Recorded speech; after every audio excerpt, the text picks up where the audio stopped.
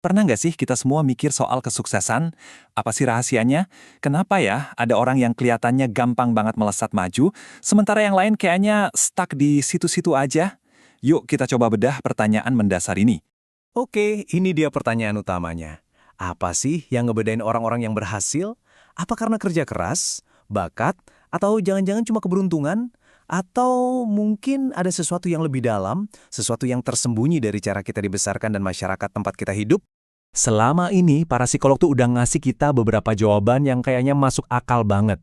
Ada 3 ide besar yang mendominasi cara kita mikir soal sukses. Dan saya yakin Anda pasti udah nggak asing lagi sama ide-ide ini. Kunci yang pertama, ini soal menunda kepuasan. Idenya simple, orang sukses itu adalah mereka yang bisa merencanakan jangka panjang. Mereka rela berkorban hari ini demi keuntungan yang lebih besar di masa depan. Dan ide ini jadi terkenal banget gara-gara tes marshmallow. Jadi ada psikolog namanya Walter Mischel yang bikin eksperimen sederhana. Seorang anak kecil boleh makan 1 marshmallow sekarang, atau kalau dia mau sabar nunggu beberapa menit, dia bakal dapat 2.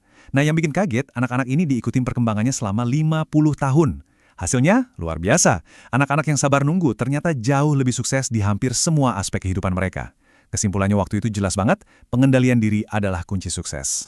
Terus ada ide kedua yang juga populer banget dari Carol Dweck, pola pikir bertumbuh atau growth mindset. Gagasannya adalah orang sukses itu ngelihat kegagalan bukan sebagai akhir dari segalanya, tapi justru sebagai kesempatan buat belajar dan jadi lebih baik. Mereka itu tangguh. Sebaliknya, orang dengan pola pikir tetap percaya kemampuan mereka itu ya segitu-gitu aja. Jadi pas gagal, mereka cenderung ya udah nyerah aja. Dan yang ketiga adalah latihan yang disengaja dari K. Anders Ericsson. Dia menemukan kalau para ahli, entah itu musisi atau atlet, mereka itu nggak cuma latihan berjam-jam tanpa arah. Latihan mereka itu strategis. Mereka terus-terusan ngecek di mana kelemahan mereka dan bikin rencana buat memperbaikinya. Intinya, ini soal evaluasi diri yang brutal dan jujur. Jadi kita punya 3 pilar, pengendalian diri, ketangguhan, dan penilaian diri. Kedengarannya kita udah nemu rumusnya kan? Sekolah-sekolah di seluruh dunia bahkan mulai ngajarin hal-hal ini. Tapi ada satu masalah besar. Ternyata ini nggak berhasil buat semua orang. Kenapa ya? Ngajarin keterampilan ini ke seorang siswa yang lagi kesulitan, seringkali nggak membawa perubahan apa-apa. Disinilah kita masuk ke satu ide yang, wah, ini penting banget, yang bakal mengubah cara kita melihat semuanya. Perbedaan antara korelasi dan kausalitas.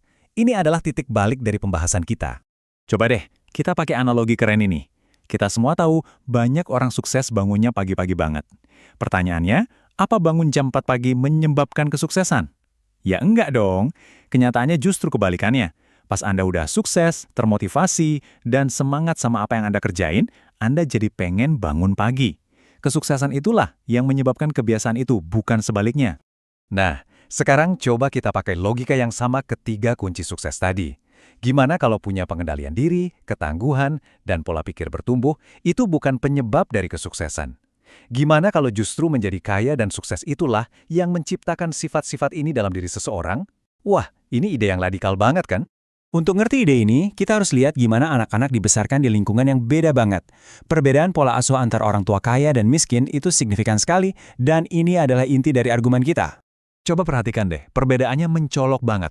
Orang tua kaya cenderung lebih banyak ngobrol sama anak-anak mereka, pakai kosakata yang lebih beragam, dan ngejelasin alasan di balik aturan. Sikap mereka juga lebih ramah.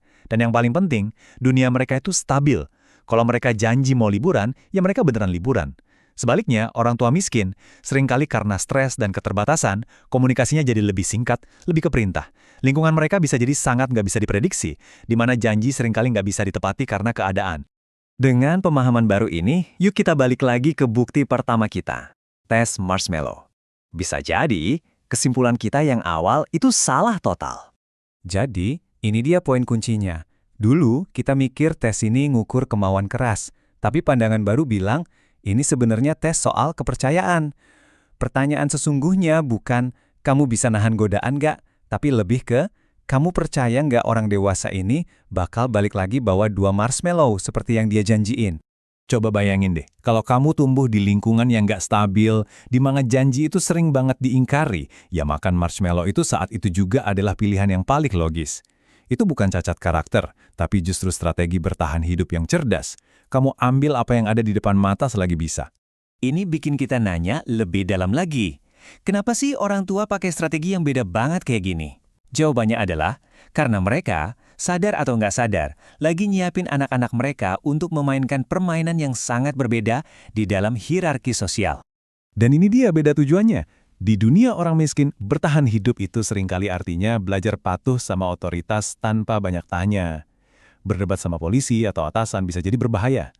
Nah, di dunia orang kaya, sukses itu datang dari kemampuan buat menantang, berdebat, dan bernegosiasi.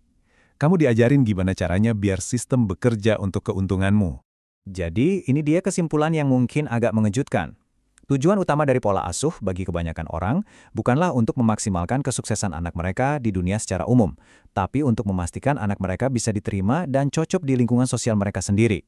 Inilah kenapa struktur kelas ini rasanya kaku banget dan susah buat diubah.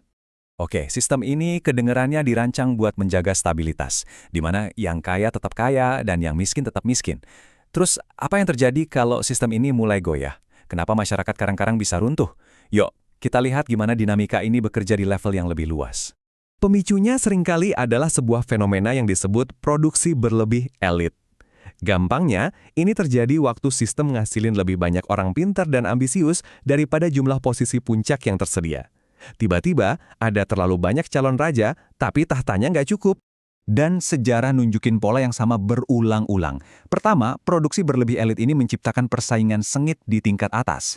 Faksi elit yang kalah, sebut saja yang punya sedikit, jadi frustrasi dan mulai cari cara buat merebut kekuasaan. Strategi mereka menggalang dukungan dari massa yang juga nggak puas dengan janji-janji yang paling diinginkan massa. Bebas dari utang, dapat tanah, dan martabat. Ketika massa dan elit yang tersingkir ini bersatu, hasilnya adalah sistem lama digulingkan, permainan diatur ulang. Jadi ini poin yang krusial banget. Kebanyakan revolusi dalam sejarah itu nggak dipimpin oleh orang-orang paling miskin, tapi justru dipimpin oleh anggota elit yang terpinggirkan, yang menggunakan kemarahan massa sebagai bahan bakar untuk ambisi mereka sendiri. Ini adalah pertarungan internal di dalam kelas penguasa. Ini membawa kita ke pertanyaan terakhir yang cukup provokatif. Kalau sistem ini dari sananya memang dirancang untuk mempertahankan hierarki, apakah perubahan yang nyata itu cuma mungkin terjadi lewat kehancuran dan pengaturan ulang yang drastis? Dan apa artinya ini bagi gagasan kita tentang keadilan dan kesempatan dalam permainan kehidupan? Pertanyaan itu, jawabannya kami serahkan kepada Anda untuk direnungkan.